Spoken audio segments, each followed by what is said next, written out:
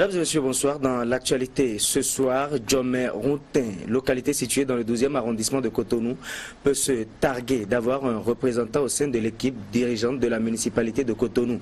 Isaac Aïvodji, élu de cette localité, assumera les fonctions de 3e adjoint au maire du conseil municipal de Cotonou, 3e mandature. À peine élu à ce poste, l'homme est aussitôt descendu vers la base pour, dit-il, rendre compte et prendre des engagements. Et du berger à la bergère, la réaction à Zogodomé des militants de l'Union fait la nation aux prétentions des contestataires de l'Union pour la démocratie et le développement UDD Wologede. Contestation ayant abouti jeudi dernier à des manifestations populaires contre l'installation du conseil communal. Et après, on fera ensemble avec l'association Ewa Ethnique de la sensibilisation contre la dépigmentation, une campagne nationale voici consacrée un peu comme ce fut le cas déjà en 2014. Elle s'ouvre par une conférence de presse dont la teneur vous sera livrée dans un court instant. À toutes et à tous, bonsoir et merci de toujours nous préférer pour vous informer. Et on ouvre avec cet élément sur les potiers de la République. C'est un nouveau concept, disons, un mot d'ordre lancé par des jeunes venus des 77 communes du Bénin. Ils s'engagent en vue de l'amélioration de la gouvernance à travers la promotion des valeurs comme condition sine qua non à tout développement. Reportage. Ils ont choisi de se démarquer et de rompre avec les pratiques politiciennes en vigueur au Bénin. Ils sont alors mis ensemble pour créer les potiers de la République, l'aboutissement d'un projet de longue date. La jeunesse béninoise, puisque c'est d'elle qu'il est question, a ainsi décidé de mutualiser ses moyens pour se transformer d'abord elle-même et porter ensuite l'espérance d'une nation qui gagne. Les potiers de la République, l'avènement d'une ère de transformation nationale. Loin d'être un mouvement, un groupe partisan, les potiers de la République sont une fondation citoyenne. Une organisation qui accompagnera le peuple béninois et surtout sa jeunesse dans les initiatives politiques, citoyennes, économiques, sociales et culturelles. Au dire de ces initiateurs, les potiers de la République sont un idéal de perfectionnement du béninois pour la germination d'une société nouvelle ayant pour leitmotiv la crainte de Dieu et le sens du service citoyen désintéressé. Le potier de la République est toute âme manifesté au Bénin et qui prend conscience de la situation difficile du pays et s'engage sur l'honneur à être fidèle et loyal à sa patrie. Le potier de la République est un réparateur des anciennes brèches dont il s'indigne, animé du désir de servir sa patrie dans la loyauté et le détachement. Le choix des politiques en général et ceux du probable successeur de Boni Yahi en 2016 constituent aussi une préoccupation pour les potiers de la République. Ayant appréhendé les difficultés politiques, économiques et sociales qui ont assailli le développement du Bénin ces dernières années, ils se donnent déjà une idée de ce que serait le profil du prochain président. Le président doit répondre au profil ci-après. Avoir la crainte de Dieu et la culture de la sanction. Être patriote, intègre et appartenir à la nouvelle génération née après 1960, de préférence 42-52 ans. Être le plus moralement irréprochable possible, n'être pas sous l'influence des milieux d'affaires et de lobbies politiques, religieux et économiques coûteux. Il doit en outre avoir une vie familiale exemplaire et ne pas avoir un penchant privilégié pour les boissons alcoolisées. La devise des potiers de la République, Dieu, ma patrie et moi. Et suite à son élection au poste de 3e adjoint au maire de Cotonou, Isaac Aïvodji est redescendu à la base pour, dit-il, remercier ses mandants de Djomé-Rontin dans le 12e arrondissement de Cotonou. C'est au cours d'un meeting organisé ce dimanche au quartier Akogbato, une occasion pour l'élu communal de clarifier la position des FCBE dans cette alliance née de l'installation du conseil communal de Cotonou. Compte rendu. Voici l'homme pour qui les populations des 9 quartiers qui composent Djomé-Rontin dans le 12e arrondissement de Cotonou ont accepté sacrifier dimanche, jour de repos. Jeunes, femmes et sages sont venus d'Aïbatin, de Guadietin, Yamikodi, Fidrocé-Centre et de bien d'autres contrées pour prêter une oreille attentive au message de leur leader, Foscori Pomé des émergents, Isaac Aïvodji, sorti de l'installation du conseil communal de Cotonou, 3e adjoint au maire. L'heure était plus à l'expression d'une gratitude à des mandants qui ont fait preuve de détermination lors des précédentes échéances électorales. J'ai jugé utile d'organiser cette manifestation à titre de remerciement à mes militants FCBE qui ont confiance en moi en donnant de bon cœur leur suffrage à ma personne et à notre parti FCBE pour les élections municipales de 2015. Face à lui, des électeurs qui ont pleine conscience de la longueur du chemin qui reste à parcourir, mais qui se montrent très préoccupés par cette alliance née de l'installation du Conseil communal de Cotonou. Même si le rendez-vous est improvisé, il se présente comme le moment idéal pour clarifier des points d'ombre dans cette bataille pour le contrôle de la capitale économique du Bénin. Personne ne peut plus prendre des décisions au hasard ou dire je veux faire quoi que ce soit sans la concertation, ainsi de suite. C'est ça. Je les ai transmis ce message pour leur dire d'être fiers de nous envoyer, nous les 4 FCBE, à la municipalité de Cotonou et qu'ils ne seront pas déçus parce que nous allons contribuer réellement à la lutte contre l'inondation, réellement à la préservation des réserves administratives. Même si c'est bradé, nous on va les récupérer et ça va rentrer encore dans le patrimoine de chaque arrondissement au profit des populations. Très confiante, je suis très confiante. Monsieur Liadi, c'est un gars qui est très bien. Hein. Oui, il nous écoute, il nous a écoutés, c'est pourquoi nous sommes avec lui. Donc il ne peut plus nous trahir. La famille FCBE sortie des élections communales et municipales avec seulement 4 conseillers sur la quarantaine prévus dans la grande ville de Cotonou continue de penser ses plaies. Et pour les luttes du 12e arrondissement, le moment est plus que jamais venu de situer les responsabilités et aux besoins de sévir. Arrondissement de l'air, 12e Ce meeting de remerciement au quartier Akobato s'achève sur une note culinaire. Des bouteilles se vident de leur contenu, l'instant du discours et des témoignages, et ceux qui peuvent encore tenir sur leurs 2 jambes vont esquisser des pas de danse. En tout cas, l'instant s'y prête bien.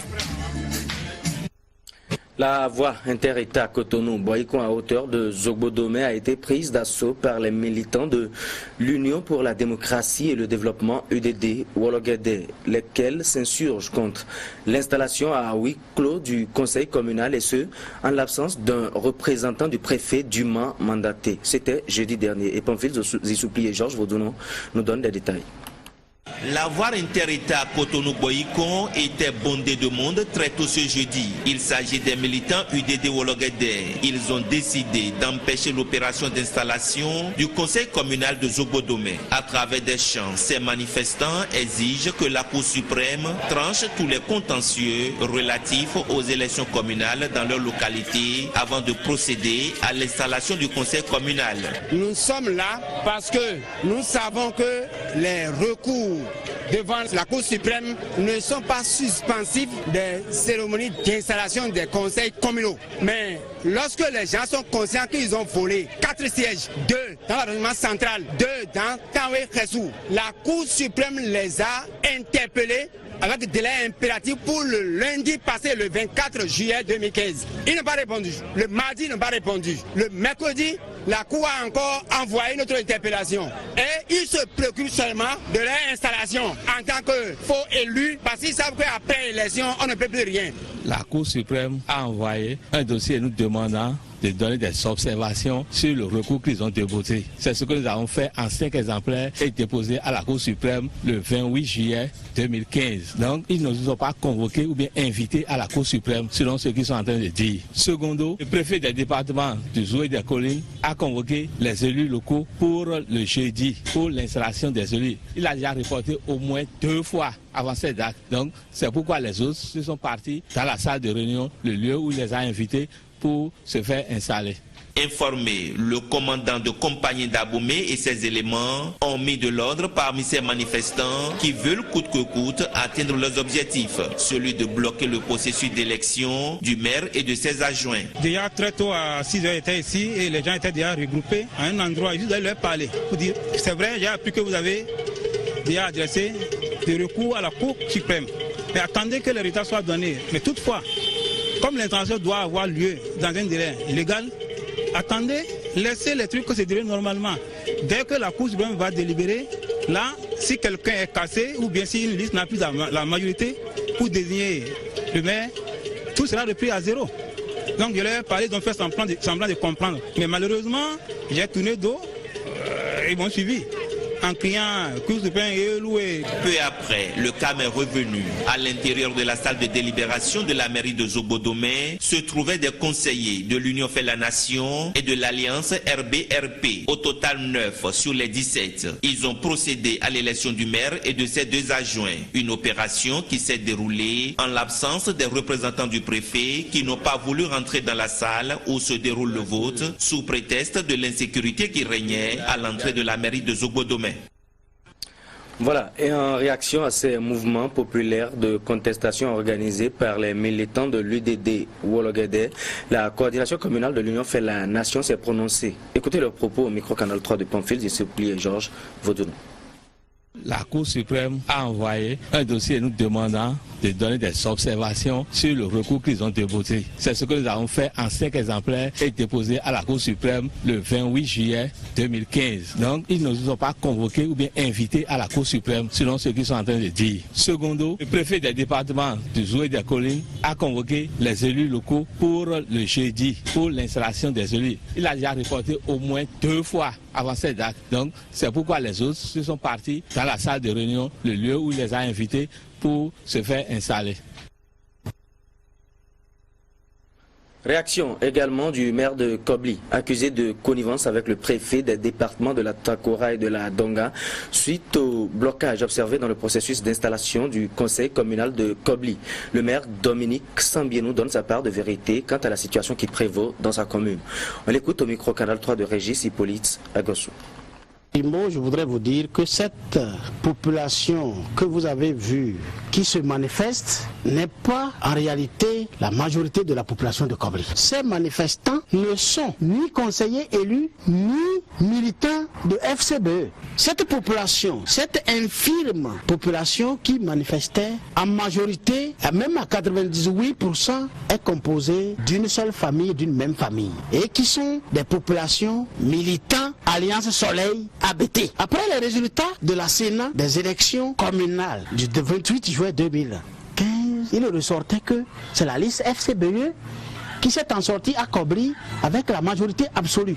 Sur 13 conseillers, FCBE a eu 10 conseillers. Chers journalistes, je ne suis pas législateur, mais l'interprétation de l'article 400 portant code électoral en République du Bénin devait être claire dans la tête de chaque citoyen béninois. L'article dit c'est le parti ou l'alliance de partis majoritaires qui choisit le candidat. Quand on a donné les résultats de la Sénat, FCBE à Kobli s'est en sorti avec 10 conseillers et Alliance Soleil 3 conseillers. Ça veut dire 10 sur 13. Mais dès qu'on a fini, les 10 conseillers FCBE devaient se retrouver pour dégager le candidat FCBE. Mais il y a un leader qui se dit vraiment leader, qui a kidnappé 4 conseillers des 10 et est allé choper 3 de l'Alliance Soleil pour composer la majorité. C'est pas ce que la loi dit. Et c'est ça, c'est ce comportement qui a frustré la population de Kobli et une population qui nous a accordé sa confiance. Et dit non, tant que les 10 conseillers FCBE ne se retrouvent pas pour dégager le candidat FCBE pour la mairie de Kobli, on ne peut pas leur permettre d'installer. À Tanyeta, ça ne s'est pas passé. À Materi, ça ne s'est pas passé. À Boukoumé, ça ne pas à Kobli que ça se... D'ailleurs, même monsieur le journaliste, vous n'êtes pas sans savoir que c'est Kobli qui a donné le plus gros et grand suffrage à la FCBE pendant les législatives. Ce n'est pas dans les cas où il y a la majorité confortable où on peut aller chercher des candidats d'autres formations. FCBE avait déjà sa majorité absolue, 10. Mais le préfet des départements de la Takora étant garant de l'ordre public, de la sécurité, de la libre circulation des personnes et des biens des départements de la Takora de la Donga, a dit attention, moi je reporte cette élection en attendant que les leaders se retrouvent devant moi pour dégager leurs candidats. Je dis, la loi bel et bien dit, c'est la liste qui a la majorité qui choisit le candidat. Monsieur le journaliste, je demande à la population de garder sa sérénité, de garder sa quiétude. Justice sera faite.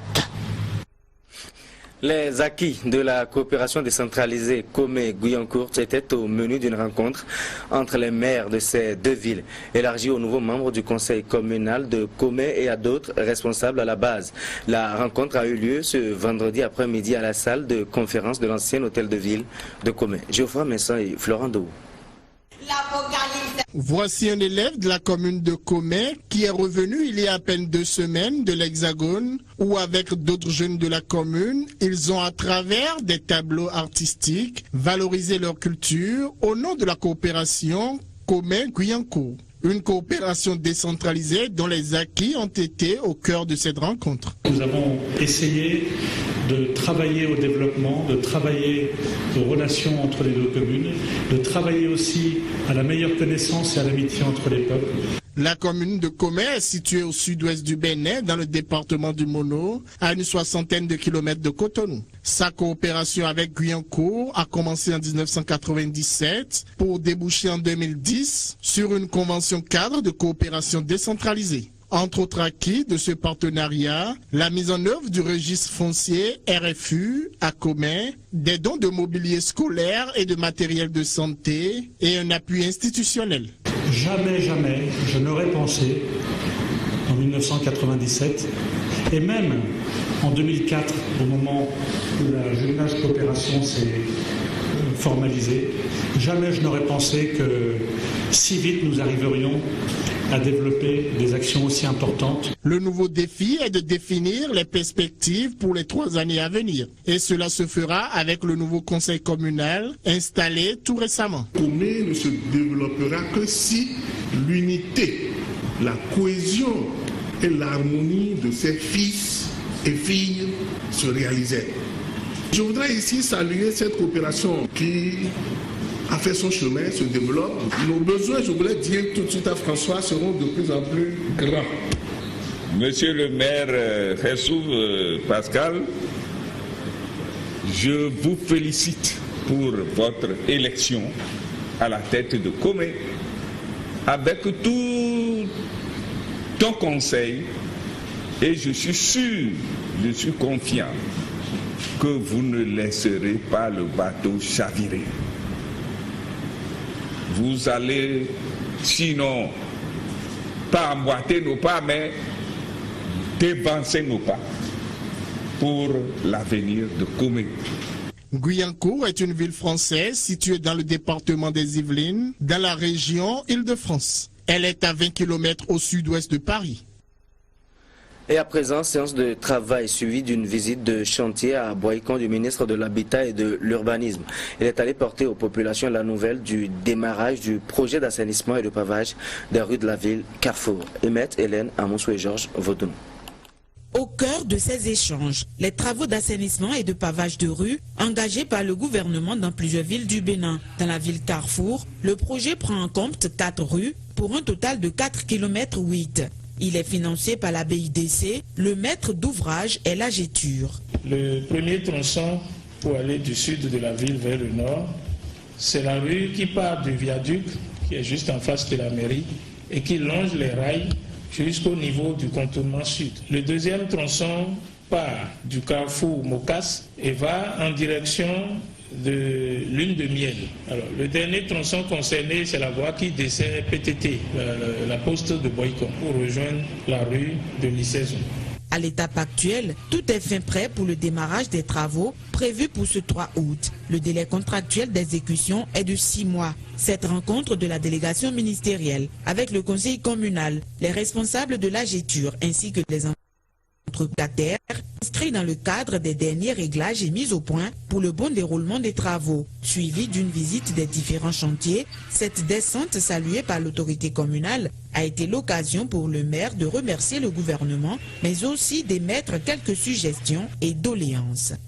La voie qui quitte Mocas, qui passe à Yaouzramé et qui passe devant l'Esbla devrait continuer jusqu'au contournement. C'est la même chose pour la voie qui passe devant la Beauphoto et qui passe devant Petit des Accords, qui devrait continuer jusqu'à devant l'Est Blanc pour aller au carrefour des Accords. Il est souhaitable que nous puissions faire en sorte que ces différentes voies-là continuent. Je pense que le ministre a été sensible à ce que nous avons dit et il nous a dit qu'une fois rentré, et je pense sur la question. Ce sont les maires d'ouvrage délégués avec leurs procédures qui choisissent les entreprises. Il faudrait que les entreprises respectent les contrats signés. Nous sommes là pour avoir des résultats. Le temps n'est plus notre meilleur ami. nous devons anticiper certaines choses et il faut aller très vite. Donc par conséquent, les pénalités qui sont prévues dans les contrats doivent être exécutées selon les règles. Une des étapes d'une tournée qui doit conduire le ministre de l'Urbanisme et sa suite dans plusieurs villes. Cette descente l'a aussi conduit à Abomey, dans les structures déconcentrées sous sa tutelle, pour une visite de prise de contact. Et on parle à présent de cette mission d'évaluation des infrastructures prioritaires de l'Université Polytechnique d'Abomey, UPA. Une délégation composée du vice-premier ministre chargé de l'enseignement supérieur et de la recherche scientifique et d'un consultant de la Banque islamique de développement. Ils étaient en visite sur les sites des différentes écoles de l'UPA. Il est question de s'enquérir des efforts consentis par l'État pour doter ces établissements supérieurs déconcentrés d'infrastructures nécessaires pour l'atteinte des objectifs fixés dans ce lieu de savoir. Imet Hélène Amoussou pour plus de précisions. De 2, au Bénin, le nombre d'universités est passé à 7. C'est la résultante de la vision du pouvoir central de décongestionner les 2 principales universités. Cette extension de la carte universitaire dans notre pays nécessite un accompagnement afin de satisfaire au mieux les usagers de ces lieux de savoir. Ainsi, il a été décidé de la construction dans chacun des nouveaux centres universitaires d'infrastructures nécessaires pouvant accueillir les apprenants et leur permettre d'acquérir le savoir dans de meilleures conditions.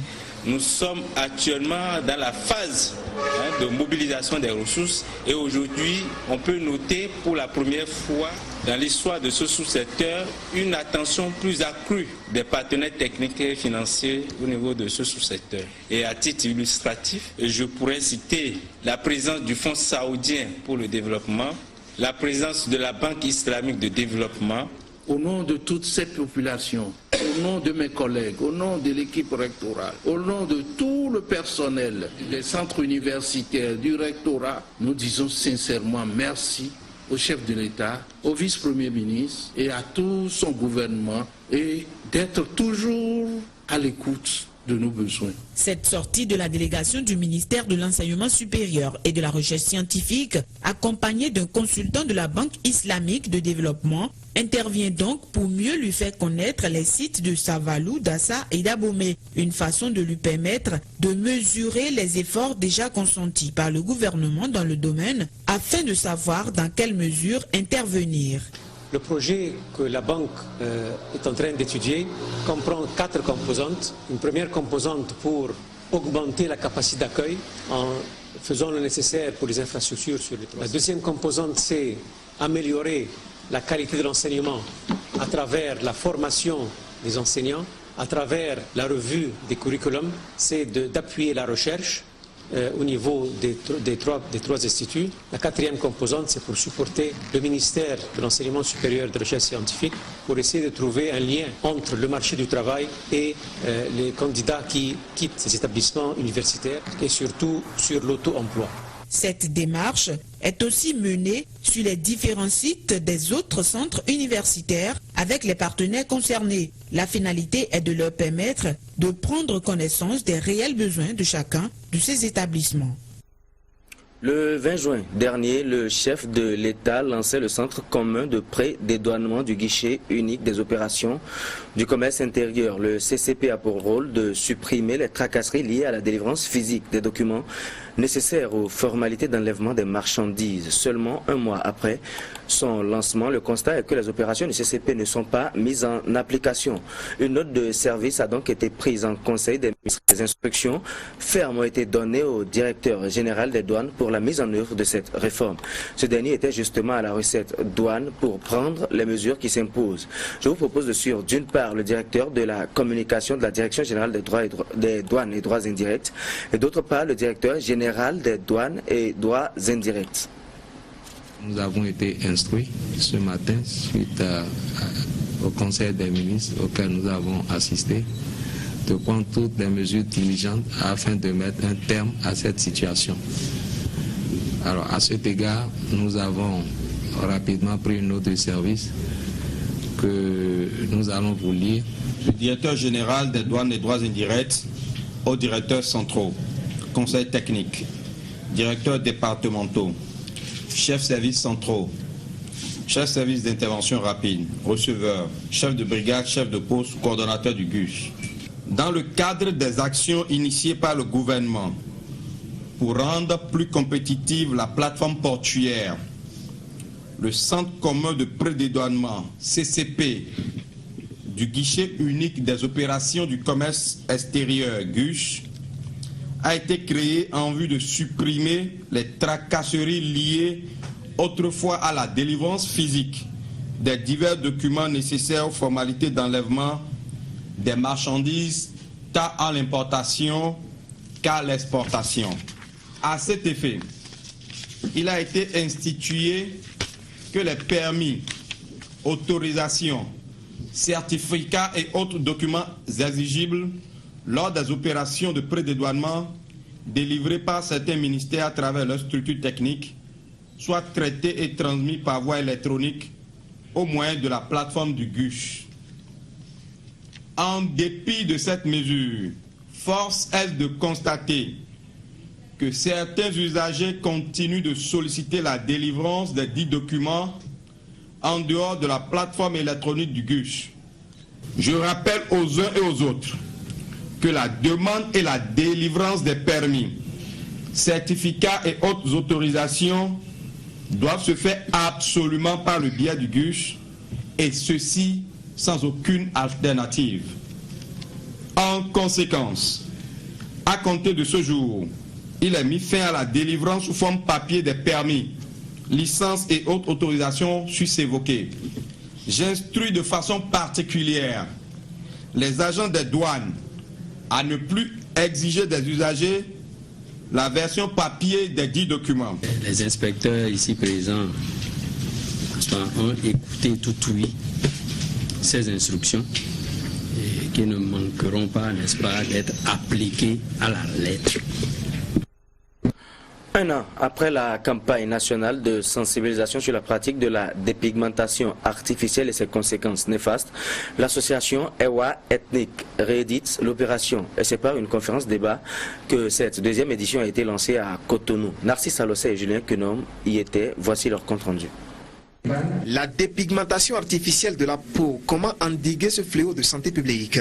C'est autour de cette interrogation que l'association EWA Ethnique a convié l'opinion publique pour la deuxième édition de la campagne nationale de sensibilisation sur la pratique de la dépigmentation artificielle et ses conséquences néfastes. Et devant ce parterre de personnalités composé de journalistes et de personnels de la santé, des spécialistes de la question ont planché sur divers termes dont les conséquences obstétricales de ce fléau. Une femme qui se dépigmente peut avoir l'hypertension artérielle, un diabète, une insuffisance rénale. Une femme qui se dépigmente a une atrophie de la peau. Et les conséquences obstétricales sont en rapport. Une femme enceinte qui se dépigmente, ça veut dire que c'est une grossesse associée à une pathologie. La mère peut avoir, qui peut entraîner à la fois soit le décès de la mère et le décès de l'enfant, dû au produit que la mère a utilisé pour sa dépigmentation. Et beaucoup de ces faux médicaments inondent le marché, en croire les conférenciers. Mais ce phénomène de dépigmentation artificielle peut-il être arrêté chez un individu qui s'y adonne? Cela dépend vraiment des conséquences que les personnes ont. Donc si c'est des conséquences qui sont réversibles, il est possible d'agir.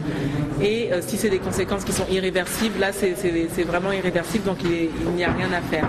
Donc pour le processus d'arrêt, pour les conséquences qui sont réversibles, il faut vraiment aller voir un dermatologue, faire tous les tests nécessaires, que le dermatologue analyse la peau, analyse les conséquences qui sont présentes sur la peau et prodigue les conseils, les produits adaptés pour faire cicatriser la peau. Tous ces termes sont contenus dans la feuille de route concoctée cette année pour cette deuxième édition avec une grande innovation. On était très contents de la réaction des gens, de la réaction du public.